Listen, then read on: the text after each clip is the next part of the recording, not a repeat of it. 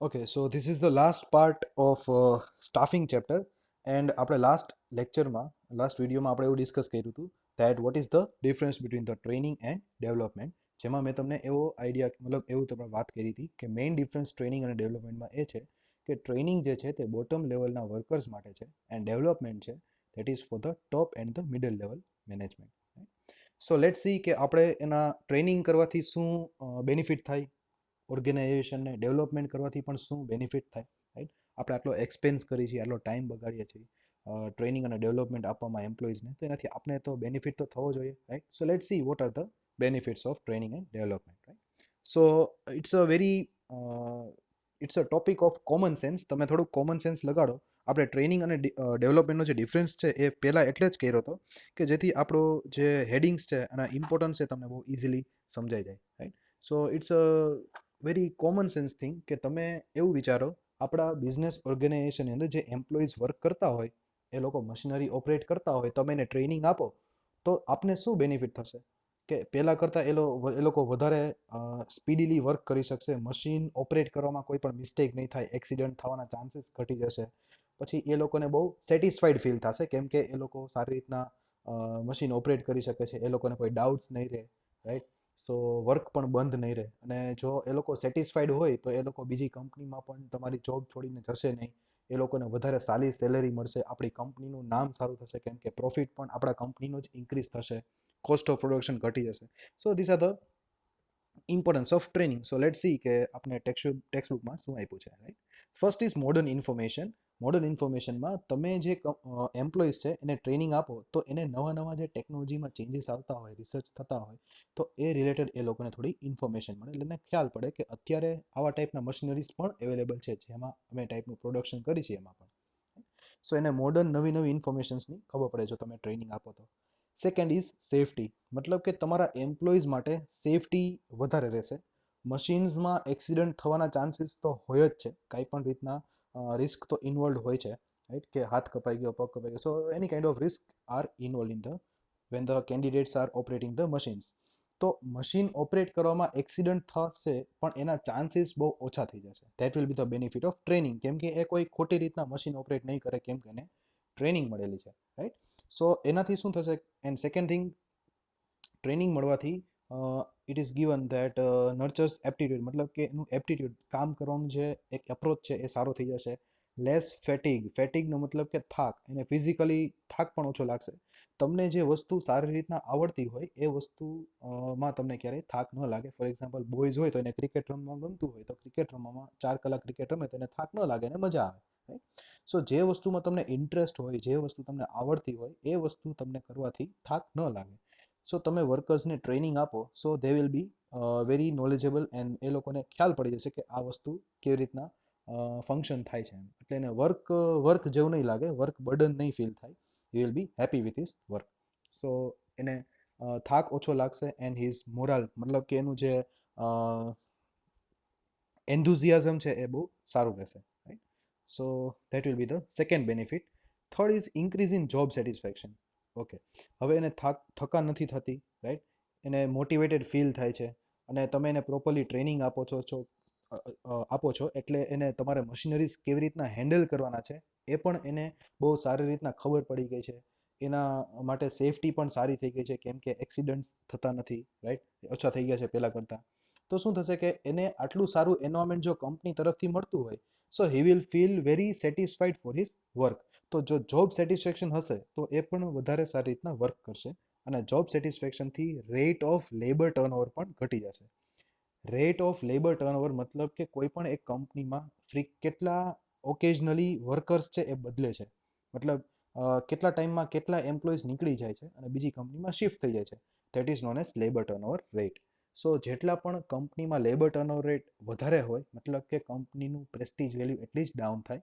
લોકો એવું વિચારે કે આ કંપનીમાં વધારે એમ્પ્લોઈઝ ટકી નથી રહેતા, સો એની જે ઇમ્પ્રેશન છે એ સારી ન પડે, રાઈટ?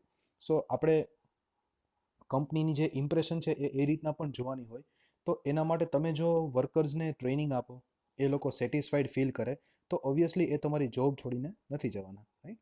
એ લોકોને ઇન્ક્રીઝ કરો છો, તમે એનું નોલેજ ઇન્ક્રીઝ કરો છો, સ્કિલ્સ ઇમ્પ્રૂવ કરો છો, તો એ લોકોને પ્રમોશન મળશે, વધારે સારી સેલેરી મળશે, તો ઓબ્વિયસલી એ લોકો જોબ છોડીને નથી જવાના.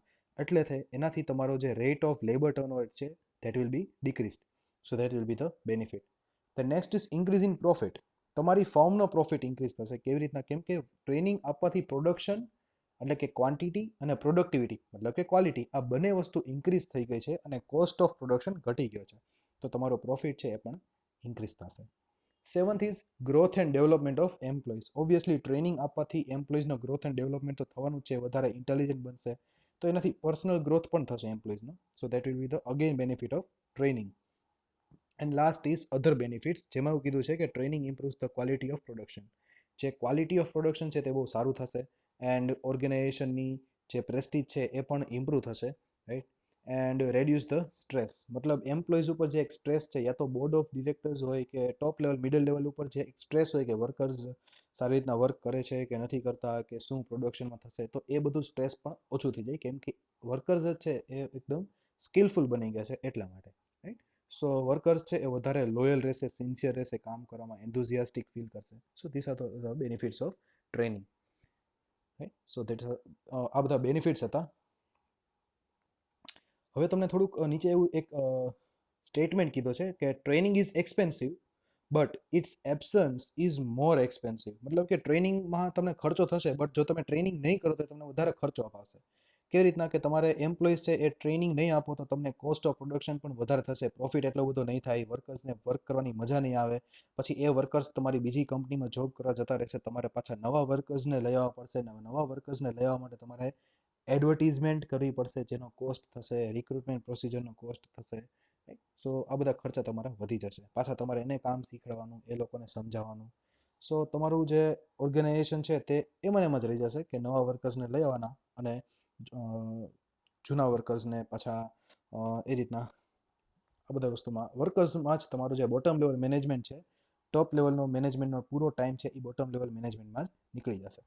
સો દેટ્સ વાય ટ્રેનિંગ કરવું એ બહુ ઇમ્પોર્ટન્ટ છે અને એને એક્સપેન્સ નથી ગણવાનો, but you have to consider is an investment of the business, right? So this was all the benefits of the training. Now next is importance of development, કે તમે board of directors છે, top level છે, middle level છે, એનું development કરો તો તમને benefit શું થાય. First is increase in technical knowledge. Okay, C કામ તમારે ટોપ લેવલ મેનેજમેન્ટમાં મેં તમને ફર્સ્ટ ચેપ્ટર કરાવ્યું હતું ત્યારે તમને વાત કરી હતી કે ટોપ લેવલ મેનેજમેન્ટ કે મેનેજમેન્ટનું કામ છે the art of gating things done through others, મતલબ કે બીજા પાસેથી કામ કરવાનો જે આર્ટ છે that is known as management. તો જે ટોપ લેવલ મેનેજમેન્ટ છે, મિડલ લેવલ મેનેજમેન્ટ છે, એ લોકોનું મેઇન કામ છે કામ કરાવવું. ટોપ લેવલ છે એ મિડલ લેવલ મેનેજમેન્ટ પાસેથી કામ કરાવશે, મિડલ લેવલ મેનેજમેન્ટ છે એ બોટમ લેવલ મેનેજમેન્ટ પાસેથી કામ કરાવશે. સો ટોપ અને મિડલ લેવલ મેનેજમેન્ટમાં મેઇન કામ છે કે કામ કરાવવું. કામ કરાવવું છે દેટ ઇઝ મોર ડિફિકલ્ટ દેન કામ કરવું. મતલબ કે ઘણીવાર એવું થાય કે કામ કરવું છે એ બહુ ઇઝી બની જાય કામ કરાવવા કરતા, રાઈટ. સો કામ કરાવવા માટે તમને પહેલા કામ કરતા આવડવું જોઈએ.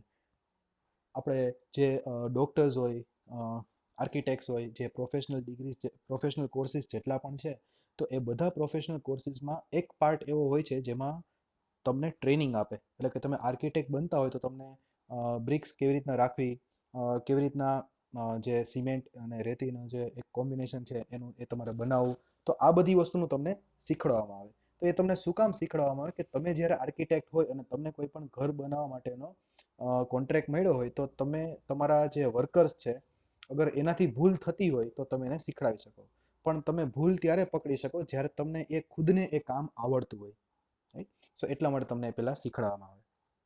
એટલા માટે ડેવલપમેન્ટ કરવાથી તમને ટેકનિકલ નોલેજ આવે. ટેકનિકલ નોલેજ મતલબ કે મશીન ઓપરેટ કરવાનું નોલેજ આવે. તો કોઈ પણ નવા એમ્પ્લોઈઝ આવે અને એને કોઈ પણ ડાઉટ હોય તો એને કંઈ પણ ખ્યાલ ન પડતો હોય, એનાથી કોઈ પણ ભૂલ થતી હોય, તો એ ભૂલ તમે ત્યારે જ ગ્રાસ્પ કરી શકો જ્યારે તમને એ વસ્તુ કામ કરવાની પૂરેપૂરી ખબર પડતી હોય. એટલા માટે ડેવલપમેન્ટ પ્રોગ્રામથી તમને ટેકનિકલ નોલેજ આપે, રાઈટ. અને ટેકનિકલ નોલેજના હેલ્પથી તમે મશીનરી કેમ ચલાવવું, મેથડ્સ એની, તો એ બધી વસ્તુનું તમને પ્રોપરલી ગાઈડન્સ મળી જાય તો તમે પોઝિટિવ ડિસિઝન ઓર્ગેનાઇઝેશનને આપી શકો અને પોઝિટિવલી તમે વર્કર્સને પણ સમજાવી શકો. So that is first benefit, increase in technical knowledge. Second is research and new ideologies. So અમે એવું લખ્યું છે, it increases the efficiency of departmental heads to work at the administrative level and by providing them knowledge about new research and ideologies. તમને કામ તમે જે workers પાસેથી કામ કરાવો છો તો તમે એને ગાઈડન્સ આપો છો કે આ રીતના વર્ક થાય, આવી રીતના વર્ક થાય. તો ધીમે ધીમે તમે જ્યારે એટલા ડેપ્થમાં ઉતરી જાઓ તો તમને અમુક શોર્ટકટ્સ પણ ખ્યાલ પડી જાય કે આવી રીતના જલ્દીથી કામ થઈ શકે એમ. So that will be again the benefit કે તમને અલગ અલગ નવા આઈડિયાઝ આવશે, તમારી એક નવી આઈડિયોલોજી બનશે. તમે પણ કંઈક અમુક વસ્તુમાં રિસર્ચ કરી શકશો. સો that will be the benefit, કેમ કે તમે વર્કમાં એટલા ઇન્વોલ્વ થઈ ગયા હોય, એટલા ડેપ્થમાં તમને એનું નોલેજ મળી ગયું હોય કે તમને નવા આઈડિયાઝ પણ એ વર્કને વધારે જલ્દીથી કરવામાં આઈડિયા આવી શકે. So that will be the again benefit of development. Next is development of organization. આખો ઓર્ગેનાઇઝેશન છે એ ડેવલપ થશે, કેમ કે જે આખો એક ગાઈડન્સ છે એ ટોપ લેવલથી મિડલ લેવલ અને મિડલથી બોટમ લેવલ સુધી આવે છે, રાઈટ. સો ટોપ લેવલ જ જો વધારે ડેવલપ થતો હશે તો ઓબ્વિયસલી એ મિડલ લેવલને પણ સારી ગાઈડન્સ આપશે અને મિડલ લેવલ બોટમ લેવલને સારી ગાઈડન્સ આપશે. તો ટોપ, મિડલ અને બોટમ લેવલ જો સારી રીતના વર્ક કરશે એનો મતલબ કે આખું ઓર્ગેનાઇઝેશન ડેવલપ થશે.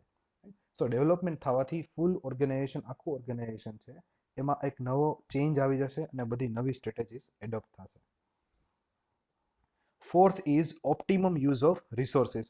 રિસોર્સિસ જેટલા પણ છે, રો મટીરિયલ્સ છે, ઇલેક્ટ્રિસિટી, પૈસા, આ બધી વસ્તુનો કોઈ પણ વેસ્ટેજ નહીં થાય, કેમ કે તમને પૂરેપૂરું ટ્રેનિંગ મળી છે, વર્કર્સને ટ્રેનિંગ મળી છે અને ટોપ અને મિડલ લેવલને પણ પૂરું ડેવલપમેન્ટ માટેના પ્રોગ્રામ્સ કર્યા છે.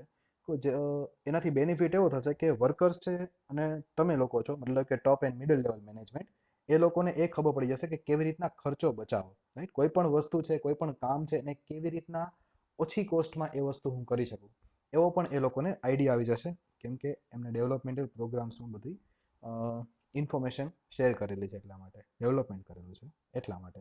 સો ધેટ વિલ અગેન બેનિફિટ કે રિસોર્સિસ છે એનો પૂરેપૂરો યુઝ થશે. કોઈ પણ ટાઈપના પ્રોબ્લેમ્સ હોય તો એમનું સોલ્યુશન્સ ફટાફટ તમે લોકો આપી શકશો.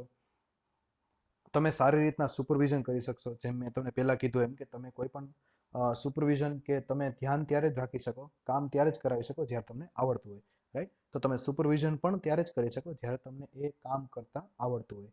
સો સુપરવિઝન પણ બહુ સારી થશે. Then reduce the stress. Management અને ડિપાર્ટમેન્ટલ હેડ્સ હોય એ લોકોને ઘણા બધા ચેલેન્જીસ આવતા હોય, રાઈટ. બોટમ લેવલ મેનેજમેન્ટમાં જે લોકો હોય, વર્કર્સ હોય, એ લોકોને એવું થતું હોય કે અમે જ બધું કામ કરીએ છીએ, અમે બહુ મહેનત કરી છે, બાકી જે ટોપ લેવલ છે એ લોકો તો જલસા છે. સ્ટુડન્ટ્સને પણ એવું જ લાગતું હોય કે અમે જ બધું આટલા બધા સબ્જેક્ટ્સ ભણી છીએ, બાકી ટીચર્સને તો જલસા જ છે. પણ એવું ન હોય, ટીચર્સને પણ ઘણી બધી વસ્તુ મેનેજ કરવાની હોય, કદાચ તમારાથી પણ બહુ વધારે, રાઈટ. સો ટોપ અને મિડલ લેવલને ઘણા બધા ચેલેન્જીસ આવતા હોય, મેન્ટલ ચેલેન્જીસ થોડા વધારે હોય, તો એ ચેલેન્જીસને ફેસ કરવામાં પણ ઘણું મેન્ટલ સ્ટ્રેન્થ લાગે, મેન્ટલ ફોર્સ લાગે, મેન્ટલ એનર્જી લાગે. તો એ મેન્ટલ એનર્જી તમને ડેવલપમેન્ટથી મળે છે. સો ડેવલપમેન્ટથી અગેન એ બેનિફિટ થશે કે જે ટોપ અને મિડલ લેવલ છે એ લોકો મેન્ટલી એટલા સ્ટ્રોંગ થઈ જશે કે કોઈ પણ ટાઈપના ચેલેન્જ આવશે તો એ તેને ઇઝીલી ફેસ કરી શકશે. સો એનાથી સ્ટ્રેસ લેવલ પણ ઓછો થશે. Next is development programmes. So આવા બધા પ્રોગ્રામ્સ છે એ થતા હોય કે જેથી ફ્યુચરના ચેલેન્જીસ ન થાય. That is one in the same. So this is the end and this was the importance of training and development. 3 માર્ક્સના પ્રોબેબિલિટી વધારે છે આ બંને ક્વેશ્ચન્સમાંથી. 5 માર્ક્સ માટે બહુ ઓછી પ્રોબેબિલિટી છે. 5 માર્ક્સ માટે કન્ટેન્ટ છે 8 હેડિંગ્સ, બટ પ્રોબેબિલિટી બોર્ડ એક્ઝામમાં પૂછાય એવી ઓછી છે. તો એના માટે તમે પ્રોસેસ ઓફ જે સિલેક્શન છે એ 5 માર્ક્સ માટે તમે વધારે ફોકસ કરો, રાઈટ. ઇન્ટરનલ એક્સટર્નલ સોર્સિસ છે એ પણ 5 માર્ક્સ માટે વધારે ફોકસ કરો. એ બધું કન્ટેન્ટ નથી લખવાનું, એમાંથી શોર્ટ કરીને લખવાનું છે, બટ 5 માર્ક્સ માટે એના ઉપર તમે થોડુંક વધારે ફોકસ કરજો, right. So this chapter is over. This chapter was little lengthy, but it is an important chapter. 8 to 9 marks નું again મેં તમને ફર્સ્ટ વિડીયોમાં કીધું હતું, અગેન હું તમને રિપીટ કરું છું. 8 માર્ક્સ ટુ 9 માર્ક્સનું કન્ટેન્ટ બોર્ડ એક્ઝામમાં સ્ટાફિંગ ચેપ્ટરમાંથી પૂછાય છે. It is one of the important chapter, અને જેને આગળ જતા મેનેજમેન્ટમાં જવું હોય અને ખાસ કરીને હ્યુમન રિસોર્સ મેનેજમેન્ટમાં જેને MBA કરવું હોય તો એના માટે આ ચેપ્ટર છે ઇટ ઇઝ મોર ઇમ્પોર્ટન્ટ. સો આમાં ધ્યાન આપો, right, and prepare it well. Okay. So thank you, and next we will start with the controlling chapter, right? Chapter 7. Okay. Thank you and have a nice day.